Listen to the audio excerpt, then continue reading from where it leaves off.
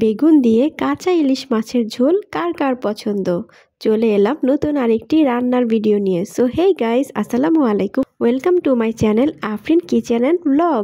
কাঁচা ইলিশ মাছ দিয়ে কখনো বেগুনের ঝোল রান্না করে খেয়েছেন? আর অনেকেই হয়তো খেয়েছেন। তো যাই হোক, ইলিশ মাছ কিন্তু নানানভাবেই রান্না করলে অনেক মজা লাগে, হোক সেটা ইলিশ ভাজা, হোক সেটা কাঁচা ইলিশ ভুনা। তো যাই হোক, তো বেশ কয়েকদিন আগে আপনাদের ভাইয়া বাজার থেকে 4টা ইলিশ মাছ নিয়ে এসেছিল।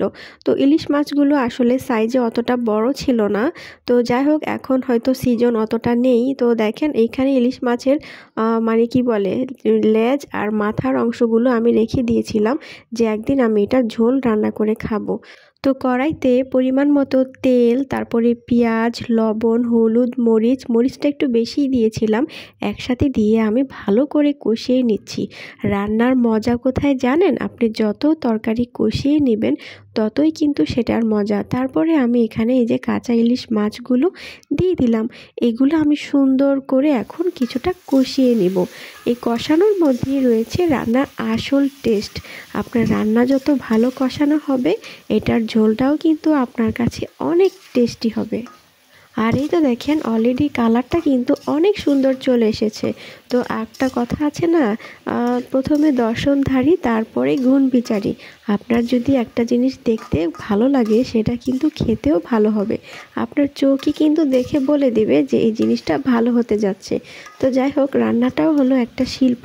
তো এই শিল্পটা কিন্তু মনের মাধুরী দিয়ে আমাদের মানে মনোযোগ দিয়ে রান্না করতে হবে। তো দেখেন এখানে তো কিছুক্ষণ আমি কষিয়ে নিলাম, আর পাশের চুলায় আমি ভাত চড়িয়ে দিয়েছিলাম। তো গরম গরম ভাতের সাথে আজকে আমি এই যে কাঁচা ইলিশ মাছ আর বেগুন তরকারির ঝোল রান্না করছি। তো এটা কিন্তু বেশ জমে যায়। তো সাথে কিন্তু আরও 2 রকমের আইটেম ছিল। তো যেহেতু আজকে ইলিশ মাছের ঝোলটাই আমি রান্না করছি বেগুন দিয়ে, সেটাই আমি আপনাদের সাথে ছোট্ট শর্ট আকারে দেখাচ্ছি।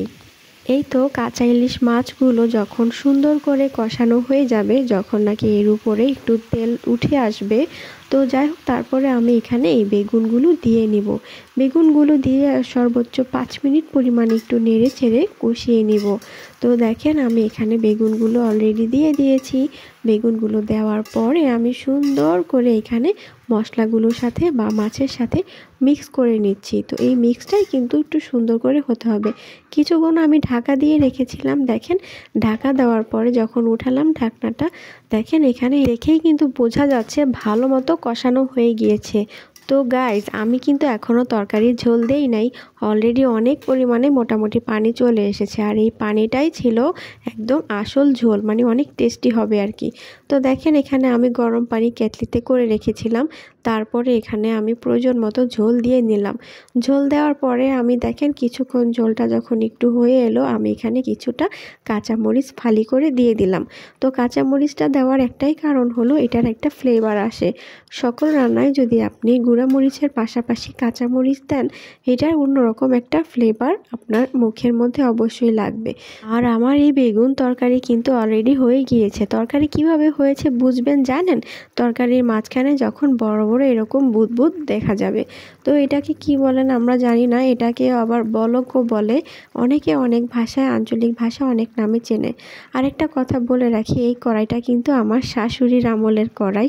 আর এই কড়াইতে রান্না কিন্তু অনেক মজা হয়। অনেকে বলতে পারেন যে কড়াইটা কেমন কালো। তো যাই হোক, এরকম ধরনের কড়াইয়ের রান্না কিন্তু অনেক মজা হয়। তো আপনারা যদি বাসায় থাকে অবশ্যই এরকম কড়াই ইউজ করে দেখবেন। আমি নতুন কড়াইও রান্না করে দেখেছি, আর এই কড়াইতেও দেখি, তো ব্যাপক ফারাক। তো আমার কাছে এই কড়াইয়ের মানে রান্নাগুলা সব সময় অনেক কেমন জানি একটু মানে তৃপ্তি লাগে আর কি, আর সুন্দর আর মজা হয়। তো দেখেন আমি অবশেষে ধনেপাতা দিয়ে দিলাম। ধনেপাতা দেওয়ার পরে কিছুক্ষণ আরেকটু মানে হওয়ার পরে সেই ঝোলটা যখন ঘন হয়ে এলো, আমি নামিয়ে নিলাম। এই তো দেখেন এখন পরিবেশন করলাম। দেখতে যেমন কালারটা অসাধারণ সুন্দর হয়েছিল, আর খেতে কিন্তু সেরকম টেস্টি। এই ঝোল দিয়ে কিন্তু আপনি অনায়াসে 2 প্লেট ভাত খেতে পারবেন। আমার ভিডিওটি যদি ভালো লাগে তাই অবশ্যই একটু লাইক কমেন্টস করে দিবেন। ধন্যবাদ সবাই।